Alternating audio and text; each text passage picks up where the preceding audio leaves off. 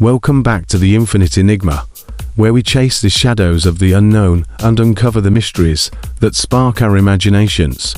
Today, we're stepping into a tale as old as time to lost worlds, Atlantis and Lemuria, civilizations so grand they feel like legends, yet so tantalizing they might just be real. Picture continents vanishing beneath the waves, cities of gold and crystal swallowed whole, and whispers of something extraordinary echoing through the ages. These aren't just stories of sunken lands. They're gateways to questions about who we are, what we've lost, and whether we've ever been alone on this planet. So, settle in, because we're about to journey through history, myth, and the wild possibility of extraterrestrial ties. Let's begin with Atlantis, a name that rings like a call from the deep. Our story starts with Plato, a Greek philosopher who, around 360 years before the Common Era, wrote something that would outlast empires. In his works, the Timaeus and Critias, he introduces Atlantis as an island nation larger than Libya and Asia Minor combined, beyond the Pillars of Hercules, what we now call the Strait of Gibraltar. This wasn't some humble outpost. Plato describes a utopia in naval power, with rings of water and land, temples gleaming with silver and gold, and a people so prosperous they seemed almost divine. Imagine their capital, walls coated in a mysterious metal called orichalcum, canals alive with ships, and a palace shining under the sun. But here's the twist: Atlantis wasn't forever. Plato tells us that 9,000 years before his time, this paradise defied the gods with its pride, and in one day, a night of fire and flood, it sank into the sea, lost to the ages. You might ask, is this just a tale, or was it real?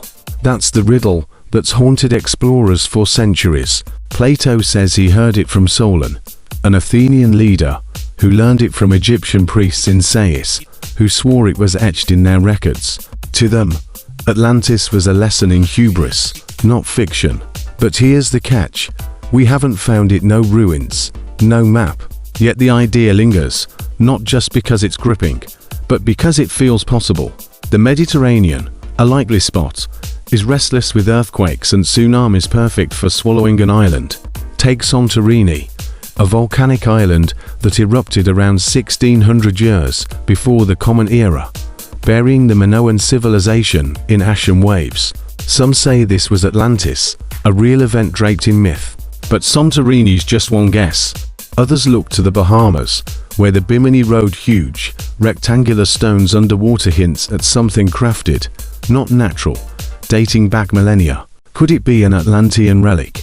Or the Caribbean, where sonar found submerged pyramids off Cuba in 2001, too precise to dismiss, 2,000 feet down. Even Antarctica's in play. Some think a lost land hides under its ice, revealed long ago by shifting crust. Each spot teases us, daring us to believe Atlantis was more than a story. Now, let's turn to Lemuria, a quieter enigma in the Indian Ocean, stretching between Africa, India, and Australia. It began in the 1800s with Philip Sclater, a biologist puzzled by lemurs primates in Madagascar and India, but nowhere between. He proposed a sunken continent, Lemuria, to explain it. Science later chalked it up to plate tectonics, but the name stuck, blooming into a myth of a lost paradise. Unlike Atlantis, Lemuria's tale isn't pinned to one text. It's woven from speculation and folklore. Helena Blavatsky, a mystic in the late 19th century, claimed it was home to a towering, enlightened race 7 feet tall, spiritually advanced. She said their land sank amid volcanic chaos, leaving fragments like Madagascar. Tamil legends from South India speak of Kumari Kandam, a drowned realm of rivers and peaks, its people fleeing as waters rose. After the last ice age, melting ice flooded coasts. Could Lemuria be a memory of that? Here we have Atlantis in the Atlantic, Lemuria in the Indian Ocean, to radiant worlds, both claimed by the sea. What links them beyond their fates? It's the idea they weren't just human triumphs. They might have been touched by something cosmic. Let's dive into that, because this is where it gets wild. Start with Atlantis. Plato's details a striking orichalcum, a metal we can't name, and a society far ahead of its time. 11,000 years ago, when others were still hunting with stone tools. How? Some say extraterrestrials helped. The ancient astronaut theory suggests beings from space shared knowledge with select cultures. Atlantis, with its canals and grandeur, could have been their project, a shining outpost. Think about it. Plato's story ties to Egypt, where priests spoke of sky gods bringing civilization. Across the ocean, the Maya and Aztecs told of star beings teaching astronomy. Was Atlantis a hub for these visitors, built up and then abandoned? That cataclysm, floods, fire, quakes might have been a cleanup, erasing their traces. And orichalcum, perhaps it came from the stars, not Earth. Lemuria's cosmic thread is Ara. Blavatsky said its people were beyond human descendants of a root race with otherworldly roots. They had psychic gifts, sensing without words. Some today call Lemuria an alien colony, maybe from the Pleiades or Sirius, set up millions of years ago. Its end, perhaps its makers left, triggering ruin, or Earth's volcanoes and shifting plates did it.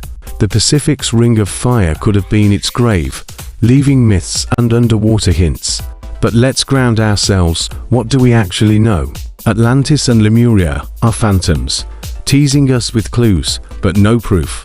The ocean's depths, barely a fifth explored, hold strange sights: underwater peaks, trenches, and shapes like Japan's Yonaguni Monument, a pyramid sunk 10,000 years ago, too neat for nature.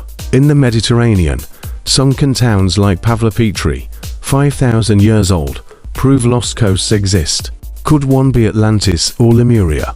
The deeper we look, the more questions arise. Science resists. Continents don't sink, they drift, say geologists. Atlantis might echo a real disaster, like the Minoan Fall, and Lemuria a flooded shore. But absence isn't proof it's false. The sea's vast, and history's full of surprises. Take Troy, scarfed at until dug up in the 1870s. Could these worlds be next? Let's make it personal. These aren't just maps, they're about us. Flood tales span cultures. Noah's Ark, Gilgamesh, Hindu Manu, all of the deluge erasing a golden age. Are these Atlantis and Lemuria, blurred by time? Survivors might have carried their stories. Lemurians to India, Atlanteans to Crete, planting seeds of memory. Did we lose something when the waters came? And the extraterrestrial angle, if aliens touched these places, why?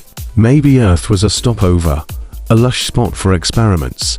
Atlantis and Lemuria could have been their labs, boosted by cosmic tools, watched from afar. When they fell, the visitors left. Or perhaps they're still here, unseen. Those ocean lights, odd sightings, old haunts revisited. Imagine it, a craft above Atlantis, its glow on silver temples, lifting its people to heights. Then, chaos, volcanoes, waves, and it's gone, erased on purpose. Or Lemuria, its sages tuned to alien minds, thriving until Earth rebelled. It's a leap, but one that makes you wonder who's out there. So, where are we on the infinite enigma? Atlantis and Lemuria mirror our yearning for a wondrous past, warning us of nature's power and our limits. Plato's Atlantis fell to pride. Lemuria couldn't outrun the sea. Real, stretched, or imagined, they pull us into the unknown. That extraterrestrial spark turns a tale into a riddle without end. Were they ours, or shaped by something else? Next time you hear the oceans roar, think what's down there. Cities of gold, bones of a lost race, or a message from visitors who knew us first. Atlantis and Lemuria aren't just gone, they're calling. What do you think? Did they exist? Touched by stars? Share below, because this enigma's alive.